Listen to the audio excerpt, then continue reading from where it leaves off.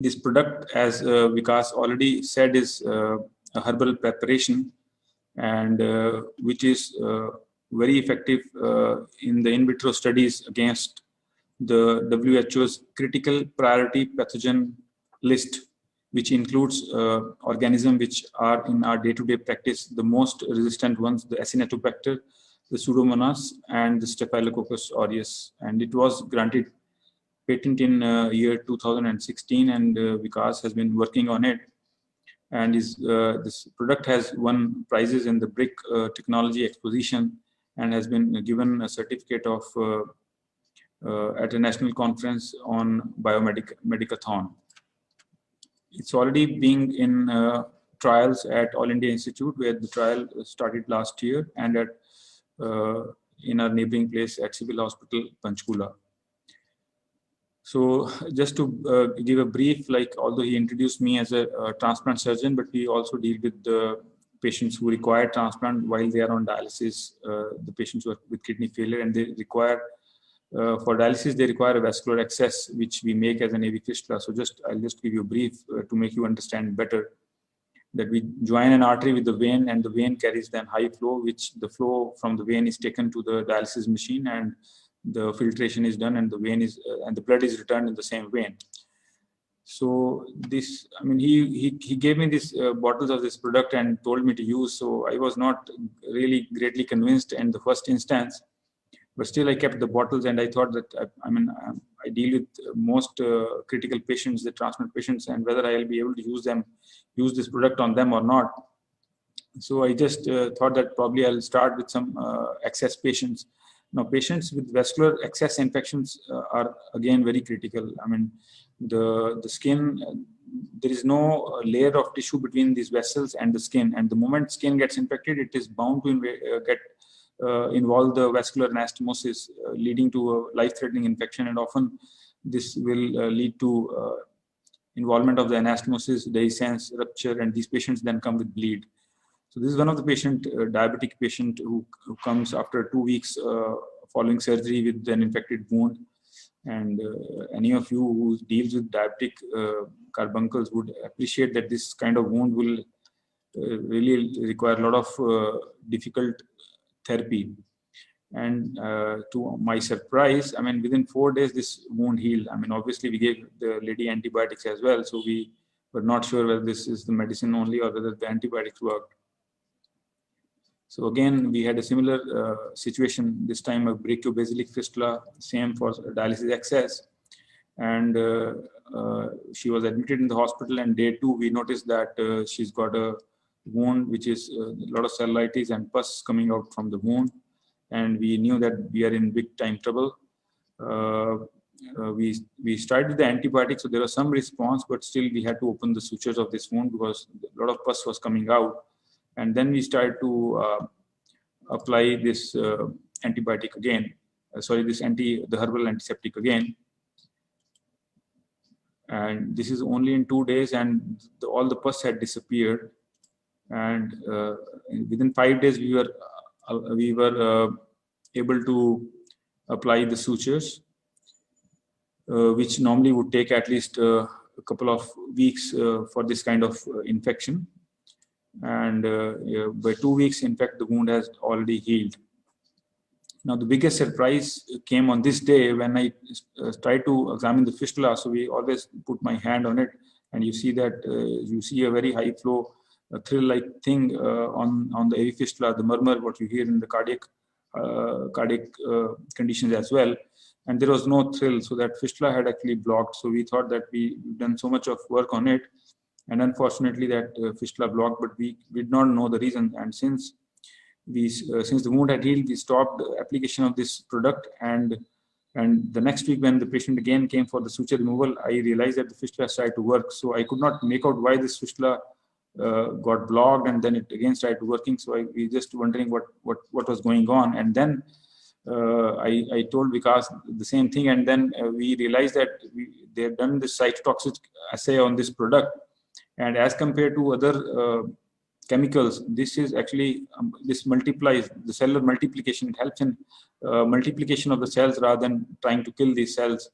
And about 5 to 7 times multiplication of cells is there, as compared to other product, sulfadiazine or even betadine, which actually retards the wound healing. So if you go to the textbook, they will not recommend betadine and all to be applied on the raw wounds. So still, I mean, we were giving antibiotics and we were still in doubt whether the thing is actually good to go or not. And this, one of my close friends, his grandmother was 95 years old, bedridden, bad Parkinson, was not able to move on the bed at all. And she had this back, on the back, she had this troublesome bed sore for the last 3 months. And this kept on discharging a lot of fluid coming through it. And they were really troubled by it. And she had taken multiple courses of antibiotics with no impact. And then there is a profuse discharge from a sinus-like tract, which actually is hidden by the discharge here. Okay.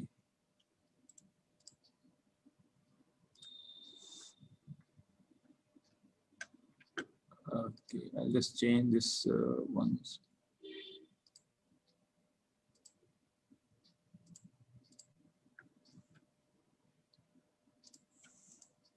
So, and within the 5 days of application of this product, you can just appreciate the color change from a pale discharging. And what I was told that, I mean, it's just stopped, the fluid production from the wound completely stopped. And now you can see the sinus. You were not able to appreciate the depth here, but you can probably see the depth here. And another 5 days, then it has again shrunken a bit. And now at day 40, it's completely healed. So what was not getting healed in the last 3 months could actually heal within a month. And the most important thing was that maybe it was inhibitory to the growth of the bacteria. And so there was the discharge stopped the moment we started applying this. So this another case is shared by one of my colleagues who is also part of this ongoing study. So they done amputation, and most of these amputations, they are in patients who have undergone trauma, so they are infected. And this is the condition of the wound. And the wound was growing Acinetobacter. We applied this medicine, and this Acinetobacter was only intermediately sensitive to colistin. So it's an MDR, and we applied this product to have this pathogen, which is graded as in the WHO's priority pathogen list, the carbapenem resistant pathogens. And to our surprise, that this was cleared within 24 hours after Sepil. So if you compare the two plates, and the plate on the right, I mean, does not show any growth, and with that they were confident they could actually resuture the wound. And this is 3rd day after resuturing, and the wound looks completely last of the cases. Now this is a very difficult patient for us. Like, he's on dialysis for the last 8 years. He's exhausted all his native veins for dialysis. So we had to put a synthetic piece of graft in this. I mean, it's again used for dialysis, but it's made of PTFE, polytetrafluoroethylene.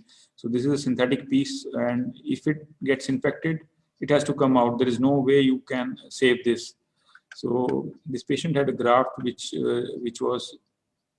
had become, I mean, there was a small aneurysm in it. So we resected that part of the graft and we reinserted. We replaced that aneurysmatous piece with